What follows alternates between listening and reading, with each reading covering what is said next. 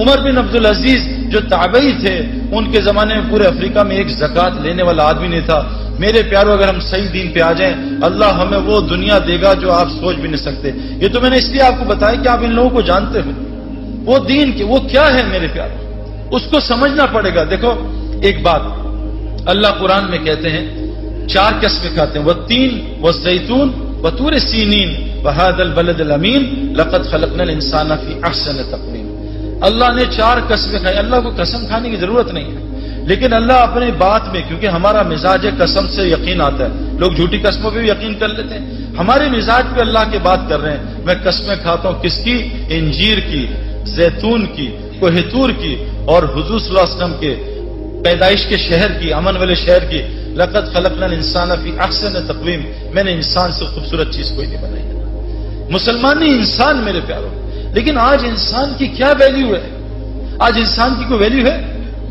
آج انسان کی قدر جانوروں سے ختم زیادہ ہوگی۔ کیوں؟ کہ اللہ تبارک تعالیٰ نے فرمایا ہے اگر انسان اپنے اوپر انسان بننے کی محنت کرے، یہ فرشتے اس کو سجدہ کریں گے۔ اگر انسان بننے کی محنت چھوڑ دے تو یہ جانوروں سے بدتر ہو جائے گا۔ ہمارا سب سے بڑا مسئلہ ہے میرے پیارو، آج ہم دنیا میں ہر محنت کر رہے ہیں، ماں باپ محنت کر رہے ہیں۔ میرا بچہ، آج ماں باپ جب ہم سے ملتے ہیں تو کیا کہتے ہیں؟ ہم اپنے بچے کو کرکٹر بنانا چاہتے ہیں، خواب دیکھ رہے ہیں، دعائیں کرتے ہیں۔ ماں باپ کہتے ہیں ہم اپنے بچوں کو doctor, engineer, pilot, business man یہ بنانا چاہتے ہیں۔ کتنے ماں باپ ہیں جو اپنے بچوں کو انسان بھی بنانا چاہتے ہیں۔ میں نے ٹل دی ایج آف 35 کان میں ایک دفعہ نہیں سنا کہ بیٹا انسان کے بھی بچے بن جاؤ۔ میرے پاس انسان خود بخود ڈاکٹر نہیں بنتا، خود بخود انجینئر نہیں بنتا، چاہے باپ دادا کرکٹر ہوں، اس کو روزانہ 10 گھنٹے گراؤنڈ میں جانا پڑتا ہے تاکہ اس کے اندر کرکٹر یہ بن جائے میرے پیارو۔ دیکھو میرے پیارو، جب اللہ انسان کی تعریف کر رہے ہیں کہ انسان تو انسان کتنی صفت خیر والا ہوگا۔ حضرت داؤد علیہ السلام کو اللہ نے فرمایا، اے داؤد میں ایسی امت بھیجنے لگا ہوں، ایسی امت جس کو وہ صفات دوں گا جو انبیاء میں ہوتی ہیں، وہ نوافل دوں گا جو انبیاء میں ہوتے ہیں۔ ان کا حشر قیامت کے دن نبیوں کے ساتھ کروں گا۔ نور کے ممبر پہ ہوں گے، نبیوں کے ساتھ کرسیاں لگی ہوں گی، لیکن نبیوں کی مہر سے خالی ہوں گے۔ بس ان کو نبیوں کی طرح دنیا میں پالوں گا، ان کی دعائیں نبیوں کی طرح قبول کروں گا۔ آج تو ہماری دعا قبول نہیں ہوتی۔ ایک عورت ہے، ایک عورت کمزور ہو اللہ نے بنائی ہے، ایک عورت ہے حضرت خولہ رضی اللہ عنہا، ان کو شوہر نے طلاق دی تھی، کچھ الفاظ کیے کہے، اس زمانے میں طلاق ہو جاتی تھی۔ کوئی اکیلی عورت کی، یا رسول اللہ مجھ پہ رحم کریں، میرے شوہر نے چھوڑ دیا ہے، میں اکیلی ہوں، بچے میں کیا کروں گی۔ وہ اتنا روئی ہے کہ عائشہ رضی اللہ عنہا بھی رو پڑی، حضور صلی اللہ علیہ وسلم بھی رو پڑے۔ ان کے رونے پہ اللہ نے قرآن کی آیتیں اتار دیں اور طلاق کا فیصلہ ایک عورت کی وجہ سے بدل دیا۔ آج 40 لاکھ لوگ حج پہ دعا کرتے ہیں، یا اللہ لاہور میں بارش برسا دے، یا اللہ مکے میں بارش برسا دے۔ اللہ 40 لاکھ لوگوں کی دعائیں قبول نہیں کر رہے۔ کیوں؟ میرے پیاروں ہمیں سمجھنا، دیکھو میں آپ کو اس لیے بتا رہا ہوں کہیں ہم دھوکے میں نہ چل جائیں۔ علامات یہ جہنم کی زندگی میں ہے، جنت کی۔ رزق تنگ ہونا، اللہ کسی سے ناراض ہوتے ہیں، اس کا رزق تنگ کر دیتے ہیں، اور اتنا تنگ کرتے ہیں گھر سے اٹھا کے دور پھیر دیتے ہیں۔ میں جانتا ہوں پوری دنیا کے مسلمان، ماں کہیں بیٹھی ہے، باپ بیچارہ کہیں ہے، بیوی کہیں ہے، بچے کہیں ہیں، خود کہیں بیٹھا ہے، پوری دنیا میں اللہ نے خاندان کو الگ کر دیا۔ میرے پیاروں یہ علامات ہیں، آج پریشان، ہر آدمی ڈپریشن کا شکار۔ تو میں نے امریکہ بھی گیا، وہاں کے میں لوگوں سے ملا، بڑے لوگوں سے، میں نے ان سے کہا کہ تم بہت ترقی کر رہے ہو۔ میں نے گوگل میں سرچ کی، میں نے پچھلی سینچری کے 100 ریچسٹ اور 100 موسٹ فیمس لوگوں کو جمع کیا، 100 ریچسٹ اور فیمس۔ جب میں نے ان کا اینڈ دیکھا تو وہ 3 طریقوں سے مرے، وہ ڈپریشن سے مرے، وہ ڈرگس کے اوور ڈوز سے مرے، یا انہوں نے خودکشیاں کی ہیں۔ میں نے چوتھا اینڈ نہیں دیکھا۔ یہ ہے کامیابی میرے پیاروں، وہ جو ٹیمپرری کامیابی ملتی ہے شادی کر کے 6 مہینے کی، بہت خوش میں ابھی بھی، یہ ہنی مون، یہ شاپنگ، اور 6 مہینے کے بعد وہ کل دونوں کہتے ہیں شادی ہم نے کیوں کر لی۔ آج پوری دنیا طلاقوں سے بھری ہوئی ہے۔ سب سے پہلا رشتہ اسلام کا حضرت آدم کا اور علیہ السلام اما حوا کا سب سے پہلا رشتہ جس سے نسلیں چلتی ہیں۔ آج دنیا میں طلاقیں، میں آپ کو کیا بتاؤں، ایک ملک میں نام نہیں لوں گا، آپ ریکارڈ کر رہے ہو، 90% طلاقوں کا ریٹ ہے میرے پیاروں۔ ہر گھر میں لڑائی۔ میرا تو آپ سے تو ابھی بات کروں، میرا تو انٹریکشن لوگوں سے بہت ہے۔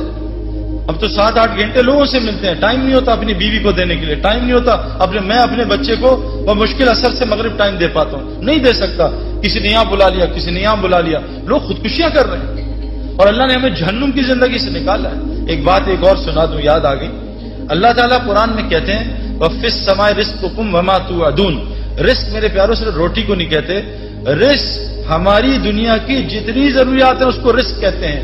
اللہ قرآن میں کہہ رہے ہیں وَفِي السَّمَاءِ رِزْقُكُمْ وَمَا تُوعَدُونَ. تمہارا رزق جس سے وعدہ کیا آسمانوں میں ہے. میں نے 1989 میں غلطی کر کے نادانی میں، بے وقوفی میں نے 14ویں چاند کا جو رات کا چاند ہے میں نے آسمان میں دیکھا. میں نے دیکھا کیا چاند ہے اتنا بڑا. میں پانی کے پاس کھڑا تھا تالاب میں نے وہاں بھی دیکھا نیچے بھی. میں کہا وہاں تو ایسے ہی ہے، نیچے چاند ہے. میں نے ڈبکی ماری وہ چاند کے شیڈو میں نے ڈبکی ماری. 89 سے 2003 تک میں تیرتا رہا. ادھر میرے انضمام یوسف، ادھر جنید جمشید، ادھر ہاشم، پتہ نہیں سارے لگے ہوئے. میں نے سب کو دیکھا. ابھی بھی لاکھوں کروڑوں اسی ڈبکی میں مجھے کسی نے 2003 میں تھپڑ مارا. بیوقوف چاند وہاں ہے، اس کے سائے میں دھوکہ کھا رہا ہے. آج دنیا کے سارے انسان دھوکہ کھا رہے ہیں کہ ہمارا رزق شاید دکانوں میں. یہ صرف ذریعہ ہے. دلیل کیا ہے؟ اللہ کہتے ہیں تم سمجھتے ہو گائے دودھ دیتی ہے. تم جب گائے دودھ دے رہی ہو اس کو ذبح کر کے دیکھو، اگر ایک قطرہ سفیدی کا نکال سکتے ہو تو مجھے بھی دکھا. اللہ کہتے ہیں غور تو کرو. تم ڈگری میں پھنسے ہوئے ہو. ڈگری چھوڑنے میں نہیں، ڈگری کو خدا نہ بتاؤ. یہ ایک ضرورت ہے. ہم یہ نہیں کہہ رہے ڈگری ڈالو، نہیں، یہ ایک ضرورت ہے، لیکن اس کو خدا نہ بناؤ. ابھی ایک یونیورسٹی میں ایک لڑکے نے کہا تھا میں 90% مارکس لاؤں گا، وہاں داخلہ ملے گا، مجھے اسکالرشپ ملے گی، فری ہوگا. اس کی 89% آئی، اس نے خودکشی کر لی. یہ ہے ڈگری کا یقین کہ میری ڈگری رازق تھی، اب میں کیسے پڑھوں گا. اللہ قرآن میں کہتے ہیں پرندے کو دیکھو پر مار کے اڑ رہا ہے، اس کو غور سے دیکھو. تم سمجھ رہے پروں سے اڑ رہا ہے؟ جب وہ پر بند کر لیتا اللہ کہہ رہے ہیں تم دیکھ نہیں رہے کس ذات نے اس کو اپنے ہاتھوں میں تھمائے رکھا ہے. میرے پیارو کیا ہو گیا ہمیں؟ زمین میں سے لال انار کہاں سے نکل آیا؟ اتنا فٹ پپیتا کیسے ایسے پیلا ہو گیا؟ آپ فجی جاؤ ابھی ہو گیا ہے لال پپیتا اتنا میٹھا کہ ہمارے پتلے دبلے آدمی کو پپیتا کھا کے شوگر ہو گئی. میرے پیار اتنا پپیتا کھایا. میرے پیاروں دوستو بزرگوں دیکھو ہمارے اندر اگر وہ صفات آ جائیں اللہ ہمارے سارے مسئلے ٹھیک کر دے گا. بس آپ سے آخری ایک بات کروں غور سے سننا. میں نے کرکٹ کھیلی، میرا باپ بھی کرکٹ کھیلتا تھا. میرا باپ نے فرسٹ کلاس کرکٹ نہیں کھیلی، لیکن میں نے ان کو 50 سال کی عمر میں دیکھا. ہم کرکٹ میچ کھیل رہے تھے، 2 گراؤنڈز اکٹھی کھیل رہی تھی. 2 گراؤنڈز بڑی فل کرکٹ گراؤنڈ. میچ ہو رہا تھا تو میرے والد صاحب ہم آؤٹ ہو گئے. میرے والد صاحب 40 اوور کا میچ ہوتا تھا، ہم 300 کیے. والد صاحب لاسٹ اوور میں تھے تو ان سے میرے کیپٹن نے کہا کہ انور صاحب 10 رن کرنے آخری اوور میں. تو والد صاحب کے پاس 4 گیندیں تھی، 4 گیندیں. تو والد صاحب نے 4 گیندیں، تو 2 گراؤنڈ تھے. تو والد صاحب بیٹنگ کرنے کے 50 کی ایج پہ، اتنا ٹیلنٹ تھا ان میں. انہوں نے پہلی گیند روکی تو کپتان نے کہا انور صاحب ماریں، دوسری بھی روک لی. تیسری میں ایک چوکا لگا، چوتھی میں ابا نے آخری گیند پہ اتنا لمبا چھکا مارا 2 گراؤنڈ پار کر دیے. انہوں نے کہا یہ کیا کھیل رہے؟ میرے اندر ان کی صفات آئی نا، شفٹ ہوئی. وہ انجینئر تھے، میں بھی بن گیا، شفٹ ہوئی. لیکن میرے پیاروں وہ جین میرے اندر تھی، لیکن میرے اندر کرکٹ کی صفات وہ کرکٹ گراؤنڈ میں روزانہ 10 گھنٹے سے آئیں.